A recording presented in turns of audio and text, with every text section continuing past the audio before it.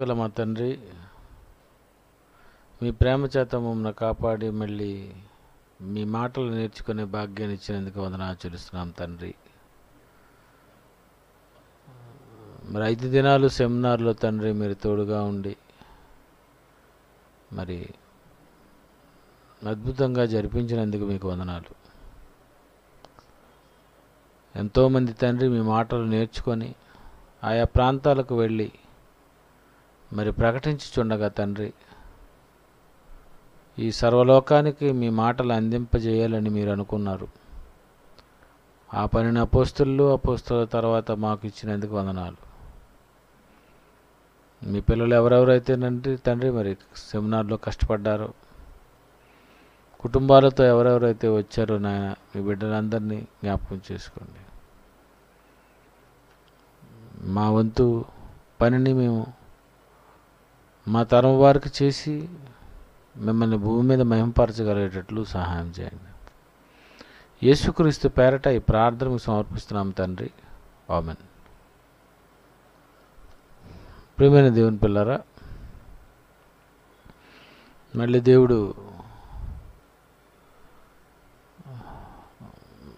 మళ్ళీ మనం కూడుకోవడానికి దేవుడు మంచి అవకాశాన్ని ఇచ్చాడు. సెమినార్లో అందరూ చాలా చక్కగా మరి పనిచేశారు. మరి అందరికీ కూడా యేసుక్రీస్తు నామములో మీకు వందనాలు తెలియజేస్తున్నాను. మంచి వాక్యాన్ని మనం ఈరోజు ధ్యానిద్దాం. లూకా సువార్త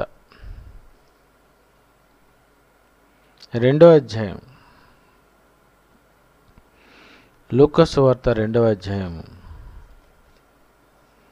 34వ వచనం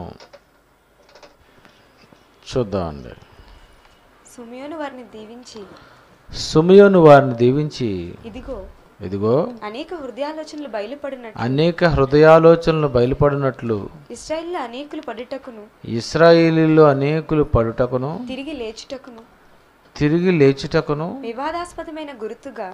వివాదాస్పదమైన గుర్తుగా ఈయన నియమింపబడి ఉన్నాడు. యేసుక్రీస్తు గురించి వ్రాయబడినటువంటి ఈ మాట ఏమని రాశారంటే, ఇశ్రాయేలీయులు అనేకులు పడుటకును తిరిగి లేచుటకును వివాదాస్పదమైన గుర్తుగా ఈయన నియమింపబడి ఉన్నాడు. వివాదాస్పదమైనటువంటి గుర్తు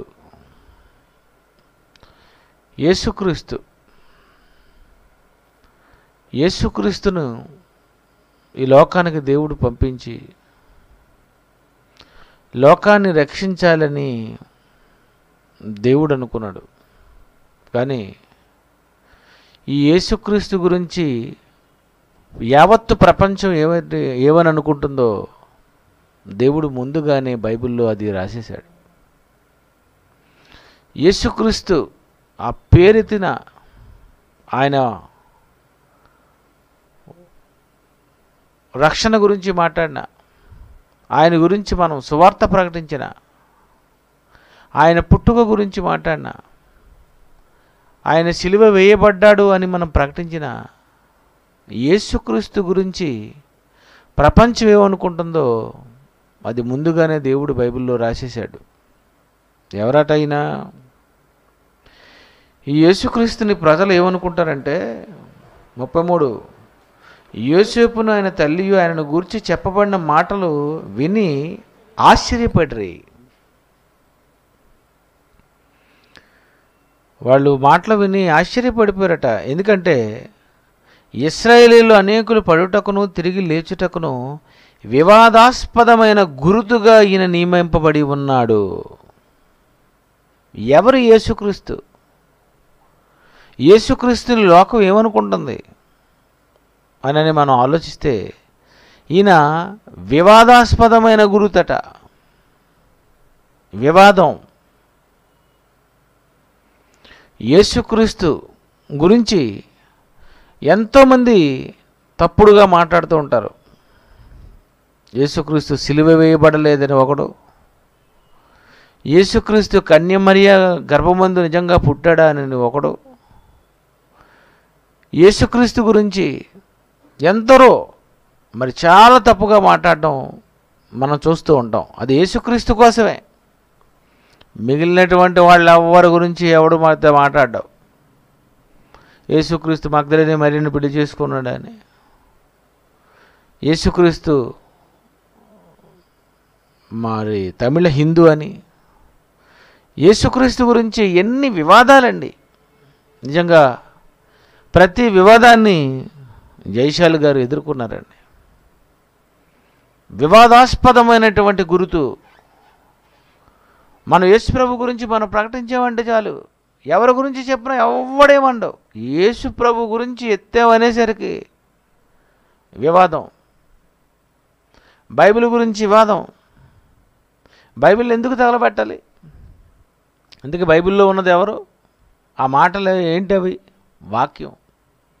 యేసు ప్రభు ఎవరు? ఆదియందు వాక్యం ఉండెను, ఆ వాక్యము దేవుని యొద్ద ఉండెను, ఆ వాక్యము దేవుడే ఉండెను, ఆ వాక్యము శరీరధారి అయి కృపా సత్య సంపూర్ణునిగా మన మధ్య నివసించెను. యేసుక్రీస్తు వాక్యం. యేసుక్రీస్తే. బైబిల్ అంటే యేసుక్రీస్తే. బైబిల్లో ఆదికాండం నుండి ప్రకటన గ్రంథం వరకు ప్రతి మాట యేసుక్రీస్తుదే. ఆది యందు దేవుడు భూమి ఆకాశం సృజించలేదంటాడు ఒకడు, ఓపెనింగే. ఎవరి మాటలు ఇవన్నీ చెప్పండి? ఆదికాండం రాయించింది, ఆదికాండం రాయడానికి ప్రేరణ ఇచ్చింది పరిశుద్ధాత్మ దేవుడైతే, ఈ పరిశుద్ధాత్మ దేవునికి ఆ మాటలు ఎవరిచ్చారని మనం యోహాను సువార్తలో చదువుకున్నామంటే, నా వాటిలో నీవు ఆయన తీసుకొని మీకు బోధించును కదమ్మా. లూకా సువార్త, యోహాను సువార్త 16వ అధ్యాయం, 15 యోహాను సువార్త 16వ అధ్యాయం 15. తండ్రికి కలిగి ఉన్నవన్నీ నావి, తండ్రికి కలిగి ఉన్నవన్నీ నావి, అందుచేత ఆయన నా వాటిలోనివి తీసుకొని మీకు తెలియజేతనని నేను చెప్పి తిని. చూసారా? తండ్రికి కలిగి ఉన్నవన్నీ నావి, ఆయన నా వాటిలోనివి తీసుకొని వచ్చి మీకు తెలియజేసును. బైబిల్ పరిశుద్ధాత్మ ప్రేరణతో వ్రాయబడితే, ప్రేరణ ఇచ్చింది పరిశుద్ధాత్మ దేవుడైతే, వ్రాసింది 42 మంది భక్తులు సుమారు అయితే, వాళ్ళందరికీ చెప్పింది పరిశుద్ధాత్మ దేవుడు. కానీ ఆ పరిశుద్ధాత్మ దేవుడికి ఈ విషయాలు ఎక్కడ పట్టండి? ఆయన నా వాటిలోనివి తీసుకొని వచ్చి మీకు బోధించును. తండ్రికి కలిగి ఉన్నవన్నీ నావి. ఆదియందు దేవుడు భూమి ఆకాశం సృజించాలని పరిశుద్ధాత్మక దేవుడికి చెప్పినది నేను. బైబిల్ ప్రారంభం మొదలుకొని ప్రకటన గ్రంథం 22 అధ్యాయుల ముగింపు వరకు మొత్తం ఈ మాటలన్నీ పరిశుద్ధాత్మ ప్రేరణతో వ్రాయబడినా, ఆ పరిశుద్ధాత్మ దేవునికి చెప్పినది యేసుక్రీస్తట. అంటే మరి ఆయన ఎవరు? యేసుక్రీస్తు. ఆదియందు వాక్యం ఉండెను. యోహాను సువార్త 1వ అధ్యాయం 1, 2, 3 వచనములు. ఆదియందు వాక్యం ఉండెను, వాక్యం ఉంది, వాక్యము దేవుని యొద్ద ఉండెను, వాక్యము దేవుని యొద్ద ఉండెను, ఆదియందు వాక్యం ఉండెను.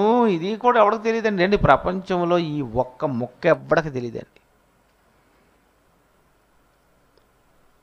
కోట్ల మంది క్రైస్తవులలో ఈ మాట ఒక కొద్ది మందికి మాత్రమే అర్థమైందండి. చాలామంది క్రైస్తవులకి కూడా అర్థం అవ్వలేదు. ఆదియందు వాక్యం ఉండెను, వాక్యము దేవుని యొద్ద ఉండెను. వాక్యం ఎక్కడుంది? దేవుని యొద్ద ఉండెను. దేవుడు ఉన్నాడు, దేవుని దగ్గర వాక్యం ఉంది. అంటే దేవునిలో నోట్లో మాట అనుకుంటారు చాలామంది. ఆదియందు వాక్యం ఉండెను, వాక్యము దేవుని యొద్ద ఉండెనంటే దేవుని నోట్లో ఉంది మాట అని అలాగనుకుంటారు. అదొక వివాదాస్పదం. ఆ వాక్యము దేవుడై ఉండెను. ఆయన ఆదియందు దేవుని యొద్ద ఉండే ఆయన ఆదియందు ఇదేటిది ఆయన ఆదియందు ఆయన ఎవరు? వాక్యం. వాక్యం ఆయన. ఆయన అంటే ఎవరు? యేసుక్రీస్తు. యేసుక్రీస్తు దేవుని యొద్ద ఉండెను. యేసు ఎవరి దగ్గర ఉన్నాడు? దేవుని యొద్ద ఉండెను. ఒప్పుకుంటారా క్రైస్తవులు ఈరోజు? ప్రపంచంలో ఏ క్రైస్తవులైనా యేసుక్రీస్తును దేవుని యొద్ద ఉండెను, యేసుక్రీస్తు కుమారుడై ఉండెను, యేసుక్రీస్తు సన్ ఆఫ్ గాడ్ అని సినిమా తీసినా, దేవుని కుమారుడు అనని ప్రపంచంలో కోట్ల మంది చెవుల్లో వినిపించినా ఏమంటున్నాడు తెలుసా? యేసు ప్రభు అన్నయ్య. నేను ఆ పాట రాసినందుకు కర్నూలంతా బగబగ మండిపోయింది. అక్కడే కాదండి, యావత్తు ప్రపంచం అంతా కలిసి మేము ఎంతవరకు తండ్రి అనుకున్నాము, దేవుడు అనుకున్నాము, ఆయనే ఈయన, ఈయనే ఆయన అని అనుకొని ఎంతవరకు మేము అనుకుంటున్నాము. ఇంతకీ ఆయన అన్నయ్య వచ్చాడు, అన్నయ్య అని ఎవడు ఎందుకు పాట కట్టలేకపోయాడు? యేసుప్రభు ఎవరో అనే సంగతి కూడా ఎవడికి తెలియదు. యేసుప్రభు దేవుని కుమారుడా ఒప్పుకుంటాడు, దేవుడు పంపించాడా ఒప్పుకుంటాడు, యేసుక్రీస్తు దేవుడా ఒప్పుకుంటాడు. కానీ యేసుప్రభు మాత్రం అన్నీ కాదు. చూసారా? మీకు ఎవరైనా తగిలేరు ఇలాంటోళ్ళు? మన దగ్గర ఉన్నటువంటి కొన్ని సంవత్సరాలు వాక్యం నేర్చుకున్న అతనే అడుగుతున్నాడు వాళ్ళ ఊర్లో, అన్నయ్య యేసుక్రీస్తు మరి దేవుడని ఎంతకాలం మేము ఆయన్ని పూజించాము, మరి దేవుడనని మేము అనుకున్నాము, ఆయనే తండ్రి అని అనుకునే మేము అనుకుంటున్నాము, కానీ మీరు అన్నయ్య అన్నారు అన్నయ్య. ఇంతకీ మరి ఆయన అన్నయ్య అయితే మరి ఇంకా తండ్రి ఆయన కాదు కదా, మరి ఇదేటన్నయ్య? ఇదంతా కొంచెం అందరికీ అనుమానంలో ఉంది. మీరు ఈ పాట చేసి సంచలనం రేపేశారు మీరు. చాలామంది ఇంతవరకు బీఓయూఏలో ఇంతవరకు మంచి మంచి పాటలు వచ్చాయి, బాగుంది అనుకున్నాం, కానీ ఇలాంటి బాంబులాంటి వార్త పడేసారేటేనని మొత్తం ఏమైపోయిందంటే ఆ పాట వివాదాస్పద గురితో అయిపోయింది. మరి మీలో అలాంటి వాళ్ళు ఉన్నారేమో. ఇక్కడ మీరు ఉన్నారు కనుక, ఇక్కడ మీరు అన్నీ వింటున్నారు కనుక, ఏమైనా అడిగితే మీరే చచ్చిపోతారు కనుక అడిగితే సైలెంట్గా ఉన్నారు మీరు, అంతే. అన్నయ్య వచ్చాడు, అన్నయ్య అంటే ఇంతకీ వచ్చింది అన్నయ్య ఎవరు? తండ్రి. ఆది యందు వాక్యం ఉండెను. యోహాను సువార్త 1:1 తెలీదా ప్రపంచానికి? ఆది యందు వాక్యం ఉండెను, వాక్యము దేవుని యొద్ద ఉండెను, వాక్యము దేవుడై ఉండెను, ఆయన ఆది యందు వాక్యం దేవుని యొద్ద ఉండెను, ఆ వాక్యము శరీరధారి అయి కృప సత్య సంపూర్ణిగా మన మధ్య నివసించెను. ఆ వాక్యం యేసుక్రీస్తు వారు ఆయన శరీరాన్ని ధరించుకొని వచ్చాడు. ఆయన కుమారుడు. చివరికి ఈ పాట ఎంత అనుమానం వచ్చేసిందని ఓపెనింగ్లో ఇంకా నాకు కుదరడం లేదని ఒక మాట పడేశానండి. అన్ని పాటలో ఓపెనింగ్ ఒక మాట ఉంటుంది, కొంచెం చదువుకోండి. అది చూసి ఆ రెఫరెన్స్ మీరు ఒకసారి చదవండి. రోమపత్రిక. తన కుమారుడు అనేక సహోదరులలో, అసలు ఏమి అర్థం అవుతుందండి క్రైస్తవులకు, ఏమి అస్సలు చదువుకోలేదు, అసలు తెలుగే రాదనమాట వీళ్ళకి. నాకు అర్థమవుతుంది. మరి ఏ బడిలో చదువుకున్నారో అసలు తెలుగు వచ్చో రాదో, పోనీ ఇది ఏమైనా వీళ్ళు ఇంగ్లీష్ వాళ్ళ లేకపోతే విదేశాల నుండి వచ్చారా వీడికి ఏ మాస్టర్ నేర్పించాడు తెలుగు? తన కుమారుడు అనేక సహోదరులలో జ్యేష్ఠుడు తన కుమారుడు అనేక సహోదరులలో జ్యేష్ఠుడు. తన కుమారుడు జ్యేష్ఠుడు, యేసుక్రీస్తు జ్యేష్ఠుడు. జ్యేష్ఠత్వం, జ్యేష్ఠుడు అంటే అది తెలీదు, తెలుగు తెలీదు. ఆ జ్యేష్ఠుడు అన్న దగ్గర అన్నయ్య అంటే భలేగున్ను, ఇంకా కాస్ట్లీ వర్డ్ వాడేశారు అక్కడ. అన్నయ్య అంటే 100 మంది అన్నయ్యలు ఉంటారు, కన్ఫ్యూజ్ అయిపోతారు. కయ్యను అన్నయ్యే, అలాగే ఎంతోమంది అన్నలు ఉన్నారు, ఇల్లి అన్నలు ఉన్నారు, తుప్పల్లో తిరుగుతున్నోళ్ళు. కనుక అన్నలందరినీ అన్నలు అంటే బాగోదని తన కుమారుడు అనేక సహోదరుల్లో జ్యేష్ఠుడగునట్లు, జ్యేష్ఠుడు అంటే అర్థం ఏంటి? అజేయుడేనా? అలాగ అనుకుంటారు మరి. తన కుమారుడు అనేక సహోదరుల్లో జ్యేష్ఠుడు రోమపత్రిక 8:29 చదవలేదు అసలు మీరు? యేసుక్రీస్తు వారు అంటున్నారు, మీరు దైవములని నేను అంటేనంటే వాళ్ళతో కొడతామంటున్నారు. చూడండి, వివాదాస్పద గుర్తు. యేసుక్రీస్తు అంటేనే వివాదం అట. భలే రాశారండి బైబిల్. అంతేనండి. ఆయన గురించి ఎత్తితే వివాదం, ఆయన గురించి మాట్లాడితే వివాదం. ఆయన గురించే శకపురుషుడని ప్రపంచం అంతా ఒప్పుకున్నప్పుడు అలాంటి అతని గురించి మాట్లాడచ్చు అసలు ఎవడైనా? కామన్ సెన్స్ లేదు మీకు? ఎవడైనా ప్రపంచంలో ఏ కులముడైనా, ఏ మతముడైనా, ఏ భాష కలిగిన వాడైనా యావత్తు ప్రపంచానికి, ఇండియా కాదు, ఆంధ్రాకి కాదు, విశాఖపట్నానికి కాదు,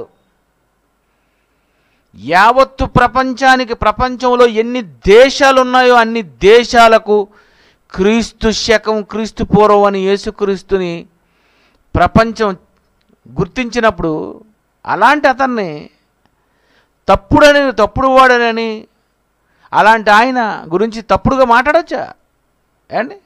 మాట్లాడతారు అలాగా? ఒక చెడ్డవాడినే మంచివాడు అనుకుంటూ అతని గురించి పెద్ద పెద్ద విగ్రహాలు కట్టించే ఈ దేశంలో ప్రపంచానికి గొప్పవాడైనటువంటి ఆయన గురించి ఏం తెలిసింది? క్రైస్తవులకి ఏం తెలియలేదండి. వచ్చాడు అన్నయ్య అని అంటే అన్నయ్య మరి ఎవరు? ఏమని బైబిల్లో ఉంది? తన సహోదరుడు తన కుమారుడు ఎంత చక్కగా రాశాడండి. యేసుక్రీస్తు అనేక సహోదరుల్లో జ్యేష్ఠుడగునట్లంటే ఇంకా నీకు అర్థం అవ్వదని తన కుమారుడు. బైబిల్ ఎంత క్లియర్గా ఉందండి. యేసుక్రీస్తు ఎవరు? కుమారుడు అంటే ఎవరు? కొడుకు అంటే ఎప్పుడు పుట్టినాడు? ఆది యందు వాక్యం ఉండెను, వాక్యము దేవుని యొద్ద ఉండెను, వాక్యము దేవుడే ఉండెను, ఆయన ఆది యందు దేవుని యొద్ద ఉండెను. ఎవరు? యేసు దేవుని యొద్ద ఉన్నాడని, యేసు తండ్రి కుడిపార్శ్వమందు ఉన్నాడని, యేసుని తండ్రి పంపించాడని, యేసు దేవుని కుమారుడని, సన్ ఆఫ్ గాడ్ అని సినిమాలు తీసినా ఎవరికి ఏం అర్థం అవ్వలేదో చెప్పండి? అర్థం అవ్వదు. ఎందుకంటే వివాదాస్పద గుర్తు. ప్రియమైన దేవుని పిల్లారా, నిజమండి. నిజంగా మీరు ఎంత మంచి సంఘంలో, ఎంత చక్కగా మంచి వాక్యంలో, ఒరిజినల్ వాక్యంలో మీరు ఉండడం వల్ల మీకు తెలియదు కానండి. వేరే సంఘాల్లోకి వెళ్ళి అన్నీ అని అనండి, మిమ్మల్ని కొట్టిపోతుంది ఒట్టు. యేసుప్రభు అన్నీ అని స్టార్ట్ చేశారు అనుకున్న పాస్టర్ గారు దిగండి అంటారు. తన కుమారుడు అనేక సహోదరుల్లో జ్యేష్ఠుడొకనట్లు అంటే మరి అది చదవరు. అది చదివినా అసలు బుర్రకెక్కదు. ఎందుకెక్కదు? ఆశీర్వాదము, దీవెన, తోడుగా ఉంటాడు, కాపాడతాడు, కొనకడు, నిద్రపోడు, పిండమునై ఉండగా కన్నులతో చూశాడు, లేకపోతే ముదిము వచ్చే వరకు ఎత్తుకుంటాడు. ఈ వాక్యాలు ఒక్కటి ఇవి తప్ప మిగిలిన వాక్యాలు ఎవరికి ఎక్కవండి బాబు, ఎక్కవు.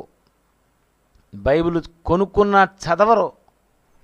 అందుకే యేసుక్రీస్తు ఏమైపోయాడంటే క్రైస్తవులకు కూడా వివాదాస్పద గుర్తు అయిపోయాడు. ప్రపంచ క్రైస్తవులకు, విశాఖపట్నంలో క్రైస్తవులకు కూడాను. యేసు ఎవరు? అన్నయ్య, జ్యేష్ఠ కుమారుడు, ఆదాము కంటే ముందు పుట్టినవాడు, ఆదాము కంటే ముందున్నాడు, దేవుడు పంపించాడు. యేసుక్రీస్తు. ప్రియమైన దేవుని పిల్లరా, అలాంటి యేసుక్రీస్తు ఈ భూమి మీదకు వచ్చినప్పుడు ఆయన గురించి మరియమ్మ యోసేపులకు ఏమన్నారట? 33 యోసేపును ఆయన తల్లియు ఆయనను గూర్చి చెప్పబడిన మాటలు విని ఆశ్చర్యపడిరి.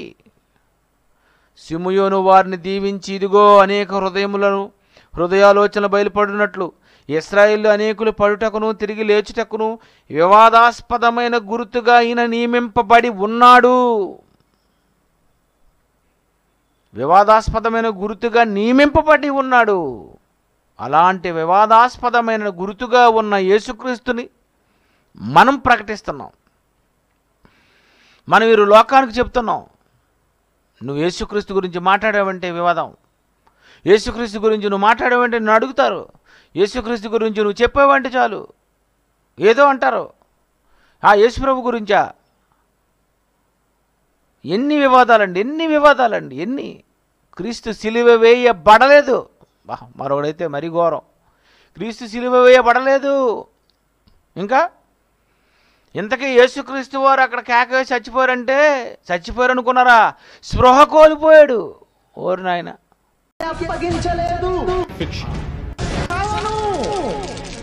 నేను చావను, సజీవుడనై యెహోవా క్రియలు వివరించెదను. యెహోవా నన్ను కఠినముగా శిక్షించనే కానీ నన్ను మరణానికి అప్పగించలేదు. చూడండి స్పష్టమైన ఎలా తెలుస్తుంది? దూరంగా చూసిన వాళ్ళకి ప్రాణము విడిచిను అనుకున్నారు, ప్రాణము విడిచినను రాశారు. అది చూసారండి. ఈయన చూశాడు. 3 రోజులు సమాధి పెట్టేశారు కదా, హాస్పిటల్కి తీసుకెళ్ళలేదు కదా, మరి ఏమవుతాడమ్మా అంటే స్పృహ కోల్పోయిందని వినిపించింది ఇతనికి. చూసావా, ఇదొక వివాదాస్పదం. ఎందుకంటే యేసుక్రీస్తుని అంటున్నారు చెప్పండి? యేసుక్రీస్తునే అంటారండి, యేసుక్రీస్తునే అంటారు. ఎందుకంటే యేసుక్రీస్తు వివాదాస్పద గుర్తు. అందుకే ఆయన గురించి మనం ప్రకటిస్తుంటే ఎప్పుడూ మనకు పోరాటం, మనకు ఎప్పుడు ప్రతి ఒక్కరు ప్రశ్నలు అడగడమే, మన బోధన ఎప్పుడు అడ్డుకోవడమే, మనం చెబుతుంటే మనల్ని ప్రశ్నలు అడగడమే. ఎవరిని ప్రశ్నలు అడగడు. ఒక దొంగ బోధకుడు వచ్చి ఎంత దొంగ బోధ చేసినా ఎవడు అడగడు. కానీ మనం కానీ ప్రకటించడం మొదలు పెడితే ఓపెనింగ్లోనే కొంతమంది లేచి వెళ్ళిపోతారు. ఏంటి ఇలా అంటున్నాడు అని. ప్రియమైన దేవుని పిల్లరా, నిజంగా అలాంటి ఆయన్ని మనం నమ్ముకున్నాం. వివాదాస్పద గుర్తుగా ఉన్నటువంటి యేసుక్రీస్తుని మనం సొంత రక్షకునిగా అంగీకరించాం. అలాంటి ఆయన గురించి ప్రకటిస్తున్నాం. ఆయన తిరిగి లేచాడు అంటున్నాం, ఆయన దేవుని కుమారుడు అంటున్నాం, ఆయన గొప్పవాడు అంటున్నాం. ప్రపంచానికి యేసుక్రీస్తు గురించి ప్రకటిస్తున్నాం. అలాంటి ఆయనను ఎన్నో రకాలుగా మాట్లాడుతున్నారు. అందులో మన క్రైస్తవులే యేసుప్రభు అన్నయ్య. చూసారండి, యేసుక్రీస్తు ఎవరో తెలియకపోతే ఇంకెందుకండి? ఆయన ఎప్పుడు పుట్టాడో తెలియకపోతే ఎందుకండి? ఆయన ఎవరో అని బైబిల్లో రాయబడిన అవి మాటలు అర్థం చేసుకోవడం లేదంటే ఇంతకు ఎందుకు చదువుతున్నారు బైబిలు? వారు వినుట మట్టుకే విందురు కానీ గ్రహింపరు, చూచుట మట్టుకే చూతురు, కాననే కానరు. చూసారండి, నిజమండి. ప్రపంచంలో ఎంతోమంది క్రైస్తవులండి. ప్రియమైన దేవుని పిల్లారా, నిజంగా యేసు ఆయన జీవితం, ఆయన పుట్టుకే వివాదాస్పదం. కన్యక గర్భవతి అవుతుందా? చూడండి, కన్యక ఎక్కడైనా గర్భవతి అవుతుందా? పురుషుడు ప్రమేయం లేకుండా అసలు ఏ కన్యకైనా గర్భవతి ఎలా కాగలదు? అసలు జన్మ నుండే వివాదం. కన్యక కనగలదా? ప్రియమైన దేవుని పిల్లారా, నిజంగా యేసుక్రీస్తు గురించినటువంటి ఎన్ని వివాదాలండి, యేసుక్రీస్తు గురించి ఎన్ని అనుమానాలండి, యేసుక్రీస్తు గురించి ఎన్ని ప్రశ్నలండి. ఇలాంటివన్నీ ఇంకా జైశాలి గారు ఇవన్నీ నేర్చుకున్నారు కనుక, ఇవన్నీ పరిశీలించుకున్నారు కనుక, ఇవన్నీ బాగా అర్థం చేసుకున్నారు కనుక, ఇవి ఎలా చెప్పాలో అన్నది ఆయన చక్కగా రాసుకొని చదువుకొని మనసులో పెట్టుకొని ఇవన్నీ ఆయన ప్రకటించడం మొదలుపెట్టారు కనుక అలా ప్రకటిస్తూ యేసుక్రీస్తు గురించి వాక్యం కోసం ఎప్పుడు వివాదమైన అనుమానమేనా అని ఆ మాటలన్నిటినీ ఆయన డిప్లొమో, బీబీటీహెచ్, ఎంబీటీహెచ్ పాఠాలుగా బైబిల్ అనగానేమి, కానీ ఈయనకు భార్య ఎక్కడి నుండి వచ్చింది? యేసు 3 రాత్రింబగళ్ళు ఎక్కడున్నాడు? ఇదొక వివాదాస్పదం. ఎన్ని పాఠాలండి. ఈ పాఠాలన్నిటిని ఎవడు రాశాడండి ప్రపంచంలో? ఒక్కడు రాశాడు. ఏదేదో తోటలో చెట్టు దేవుడు ఎందుకు వేసాడంటే వేసి తప్పు చేశాడని రాస్తాడు ముగింపు. నిజమండి. ఎవడైనా ఏదైనా తోటలో చెట్టు ఎందుకు వేసాడని పాస్టర్ గారిని అడగండి. జ్వరం రాపతొట్టు, ఆయన జ్వరం వచ్చేస్తుంది, బీపీ వచ్చేస్తుంది, షుగర్ వచ్చేస్తుంది. దానికి సమాధానం చెప్పడం అతనికి రాదు. చివరికి మిమ్మల్ని తిట్టి దూషించి నువ్వు దేవుణ్ణి ప్రశ్నిస్తున్నావు, నీకు అనుమానం ఉందని అనేసి అలా తప్పించుకుంటాడు ఆయన. ఎవరు చెప్పగలరు? ఎవరు చెప్పలేరండి. అవన్నీ చెప్పలేరు. అవన్నీ వివాదాలు. బైబిల్లో ఉన్నటువంటి వాక్యము యేసు కనుక ఆ వాక్యము నువ్వు చదువుతుంటేనే నీకు అంత అనుమానం, అపార్థం, నీకు అర్థమవుదు, కన్ఫ్యూజ్ అయిపోతుంటావు. ఏంటి బైబిల్లో ఇక్కడ ఎలాగుంది, ఎక్కడ ఎలాగుంది, ఇక్కడ ఎలాగుంది, ఎక్కడ ఎలాగుంది. మనం ఏదైనా ఒక విషయం చెప్పాం అనుకోండి, మళ్ళీ దీని మీద ఒక అనుమానం. పుట్టకపోతే మేలు, పుట్టి బ్రతికి పెరిగితే ఏదో ఉందనే కదా మరి. అంతే కదండి. అదేనా? పుట్టకపోతే మేలు, పెరిగాడంటే మాత్రం కేసు అని తర్వాత అర్థం. అది కూడా తెలియదా? పుట్టి పెరిగితే ఏమైపోతాడు? పాపి. పుట్టి పెరిగితే ఏమైపోతాడు? నరకానికి పోతాడు. పుట్టకుండా చచ్చిపోయాడు కనుక మేలు.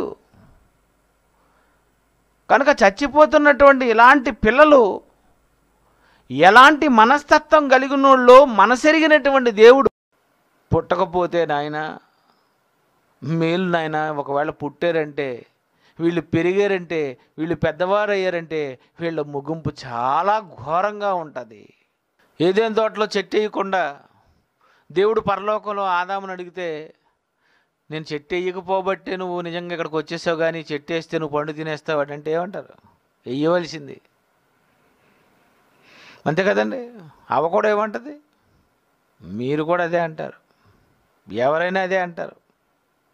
ఇలాంటివన్నీ దేవుడు బైబిల్లో రాయించాడు. ఇవన్నీ రాయించినటువంటి మాటలు ఎవరికి అర్థమవుతాయి? ఇవన్నీ వివాదాలే, ఇవన్నీ వివాదాస్పదమే. అంతే. మన టైటిల్ వేస్తేనే వివాదాస్పదం. రాజకీయాల్లోకి వెళ్ళిపోమంటున్నారు. రాజకీయాల్లోకి వెళ్ళిపోమన్నారా? నువ్వెవరవి? నువ్వెవడవో నీకు తెలియదు, కానీ నేనే కింగ్ అని అన్నాను ప్రపంచానికి. మేము 2 కాదు 3 కాదురా బాబు, 4 KING అని ఇచ్చాను. నిజమండి. నేను అసలు ఆ భావన ఉందని తగిలించుకున్నాను. ఏదో నాకు గొప్పకని కాదు, నాకు సంగీత సింహాన్ని ఉంది, ఇంకా చాలండి మాకు. ఇది ఎందుకు తగిలించానంటే, బాబు మా క్రైస్తవుడు అంటే ఎవరనుకున్నారో? రాజులైన యాజకులు. క్రైస్తవులంటే కింగ్స్. రాజుగారిని మళ్ళీ రాజు చేస్తామని వచ్చారు అనుకోండి, ఏం చేయాలి చెప్పండి? యేసు ప్రభు ఎలాగైతే పారిపోయాడో మేము అలాగే పారిపోతాం. అంతేనా?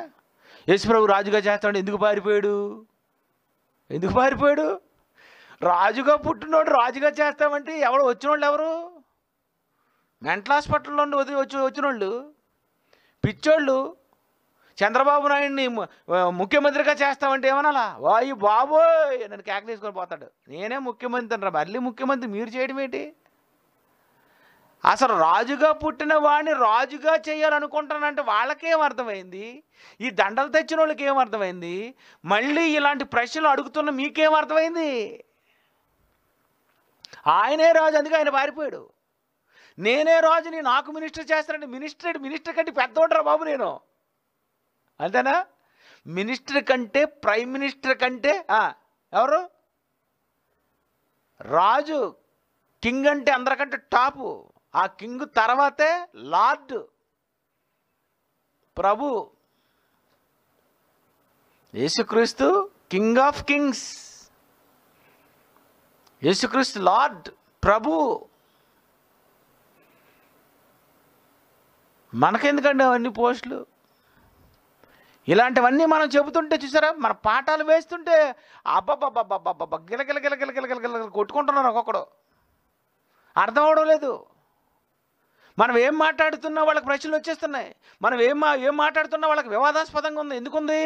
వాక్యం అనేది యేసు కనుక ఈ వాక్యం ఎక్కడ చెప్తే నీకు అదే వివాదాస్పదం. అంతా నీకు రివర్స్గా అనిపిస్తుంది. నీకు సరిగా అనిపించదు. మనం బోధిస్తే ప్రశ్నలు వచ్చేస్తుంది. అదే మిగిలినోడు బోధ బోధించనివ్వండి, బాబా నిజంగా ఎంత బాగా చెప్తున్నాడు, ఎంత మంచి మాటలు చెప్తున్నారండి అని అంటారు అందరినీ. వాళ్ళు ఎంత తప్పు చెప్పినా, ఇగో కుంటివారు నడుస్తున్నారు అని అన్నాడు అనుకో, అవును నిజమే, దేవుడు నిజంగా స్వస్థపరుస్తాడు అంటాడు. చూసారా, అంత మంచి తెలివి ఉంది వాళ్ళకి. నిజంగా యేసుక్రీస్తు గురించి ఈ ప్రపంచానికి దేవుడు రాసిన మాట, ఆయన వివాదాస్పద గుర్తుగా నియమింపబడి ఉన్నాడు. అందుకే లోకం ఆయనను నమ్మాలనుకుంటే ఎన్నో ప్రశ్నలు అడుగుతుంది. యేసును అంగీకరించాలని అనుకుంటే వాళ్ళకి ఎంతో అనుమానం ఉంటుంది. ఇగో యేసుక్రీస్తు ఎవరనుకున్నారు? ఆ యేసుక్రీస్తు గురించి మా గ్రంథాల్లో ఉంది, అంతేనా? చూడండి, వాళ్ళ గ్రంథాల్లో ఉందట. ఎక్కడుంది? ఎక్కడో ఉంది. ఎక్కడుంది? ఎక్కడో చిన్నది మసక ఉంది. యేసుప్రభు గురించి క్లియర్గా బైబిల్లో ఉంది. ఇది బాగుంది కదా, మళ్ళీ అక్కడికి ఎందుకు? ఇదొక వివాదాస్పదం. ప్రియమైన దేవుని పిల్లరా, యేసుప్రభు గురించి ఎన్ని వివాదాలు ఉన్నాయండి, ఎన్ని గొడవలు ఉన్నాయండి, ఎన్ని అనుమానాలు ఉన్నాయండి. యావత్తు ప్రపంచం ఇప్పటికీ యేసుప్రభు గురించే విరుచుకుపడుతుంది. యేసుప్రభు గురించే తప్పుగా మాట్లాడుతున్నారు, బైబిల్ గురించే తప్పుడుగా మాట్లాడుతున్నారు. నేటికి యేసుక్రీస్తు సిలువ వేయబడలేదు. ఆ యేసుక్రీస్తు స్పృహ కోల్పోయాడు. ఎంత ఘోరం అండి, ఎంత ఘోరం అండి. యేసుప్రభు స్పృహ కోల్పోయాడా? అసలు చచ్చిపోయాడా మనిషి? నీకు రాత్రి అంతా కొరడాలతో కొట్టించి 9 గంటల వరకు నిన్ను అలాగా జగదాంబ సెంటర్లో ఇవన్నీ శుభ్రంగా పెద్ద సిలువ, చెక్క సిలువ వేసేసి నీకు ఒరిజినల్ది థర్మాకోల్ కాకుండా నిన్ను శుభ్రంగా కొరడాలతో కొట్టుకొని రాత్రి అంతా నీకు భోజనం పెట్టకుండా 9 గంటలకు నీకు సిలువ వేస్తే, అప్పుడు నువ్వు సాయంత్రం 6 గంటల వరకు మేకులు వేసిన తర్వాత నువ్వు బతికితే అప్పుడు నువ్వు మాట్లాడాల, యేసుప్రభు కూడా ఇలాగే వేశారు బాబు ఆయన చచ్చిపోలేదని. ఏండి, యేసుక్రీస్తు వారు చచ్చిపోలేదా? మేకులు కొట్టారు అంటే ఎవరండి బతుకుతారు? శిలువ మీద ఉన్నటువంటి దొంగలు కూడానట సాయంత్రం అయ్యేసరికి చచ్చిపోవాలట. చచ్చిపోకపోతానట కాళ్ళు విరగొట్టి చంపేస్తారు. ఒకవేళ లేట్ అయిపోతే, విశ్రాంతి దినం వచ్చేస్తే, ఈవినింగ్కి ఉండకూడదు అని అనుకున్నప్పుడు, బాగా తినేసిన వాళ్ళు అయితే కొంచెం లేటుగా చనిపోతారు. ఈయనేముందండి, సువార్త ప్రకటించి ఆ రాత్రంతా వాళ్ళ దగ్గరికి వెళ్ళి, ఇంకొక అధికారంలోకి వెళ్ళి, ఇంకో మందిరంలోకి వెళ్ళి, వాళ్ళ దగ్గరికి వెళ్ళి ఈ కేసు అంతా మొత్తం అంతా రాత్రి అంతా పూర్వపరాలు పరిశీలిస్తుంటే, రాత్రి అంతా పాపం మాత్రం ఎంత కష్టపడ్డాడండి. నిద్ర లేదు, అసలు టోటల్గా నిద్ర లేదంటే ఎలాగుండదండి? నిద్ర లేని అతను ఏమైపోతాడండి? తెలీదా మీకు? సిలువ వేయబడిన ఆయన, మేకులు కొట్టిన ఆయన కాళ్ళకు మేకులు వేసేసి చేతులకు మేకులు వేసేస్తే ఏమైపోతాడు మీకు తెలియదు? కామన్ సెన్స్ లేదు మీకు? అయినా మాట్లాడతాడు. వివాదం అండి. యేసుక్రీస్తు అంటేనే వివాదం. ఈ వివాదాలందరికీ సరైనటువంటి సమాధానం చెప్పిన ఆయనే జయశాలి పిడి సుందర్రావు గారు. ఎవడు చెప్పలేదు, ఇలాంటి ప్రశ్నలకు సమాధానాలు ఎవడో చెప్పలేదు. ఎవడో ఇలాంటి వాటికి పోటీలకు వెళ్ళలేదు. తొడకొట్టి మీసం మెలేయలేదు ఎవరు వేసారా? మనం తొడకొడుతుంటే వాళ్ళు ఏదో కమకడుతుంటారు, మనం మీసం తిప్పితే వాళ్ళు ఏదో అంటుంటారు. ప్రియమైన దేవుని పిల్లరా, నిజంగా బైబిల్లో ఈ వాక్యం నిజంగా మనం చదువుకోగలిగితే, ఆలోచించగలిగితే, క్రీస్తు జన్మ, క్రీస్తు జీవితమేనండి. క్రీస్తు జీవితమే అంతా ఆయనంతా వివాదాస్పదంగా అయిపోయింది. అది అందరికీ అనుమానం. ఈయన దేవుని కుమారుడా? కాదు. ఈయన మెస్సయ్య? కాదు. ఈయన సిలువ వేసేయండి. అనుమానం. అయ్యో ఈయనే మెస్సయ్య, ఈయన దేవుడు పంపించగా వచ్చిన అని అనుకుంటే బాగుంది కదండి. వందల మందికి, వేల మందికి, లక్షల మందికి అనుమానం అంటే ఎంత వివాదాస్పదం అండి ఇతను. అంటే సత్యం ఎవడు నమ్మడు, నిజాన్ని ఎవరు నమ్మరు, అబద్ధాన్ని నమ్ముతారు. కనుక ప్రియమైన దేవుని పిల్లరా, నిజంగా మనం యేసుప్రభు నమ్ముకున్నామంటే, ఇలాంటి వివాదాస్పదమైన గుర్తుగా ఆయన ఉన్నప్పుడు ఆయన్ను ప్రకటిస్తున్నావంటే నీకెన్ని ప్రశ్నలు నేను అడుగుతారు. అలాంటి వాటికన్నిటికీ నువ్వు సమాధానం చెప్పుటకు సిద్ధముగా ఉండాలని అనుకుంటే ఖచ్చితంగా నువ్వు బైబిల్ ఓపెన్ యూనివర్సిటీ ఇండియా ఇంటర్నేషనల్లో నువ్వు చదువుకోవలసినదే. అక్కడ నువ్వు చదువుకుంటేనే చెప్పగలవు, అక్కడ నువ్వు పాఠాలు నేర్చుకుంటేనే చెప్పగలవు తప్ప నువ్వు అక్కడ నేర్చుకోలేదో నువ్వు కూడా ఏదో ఒక వివాదాస్పద గుర్తుగా ఉండిపోతావు. కళ్ళు మూసుకోండి.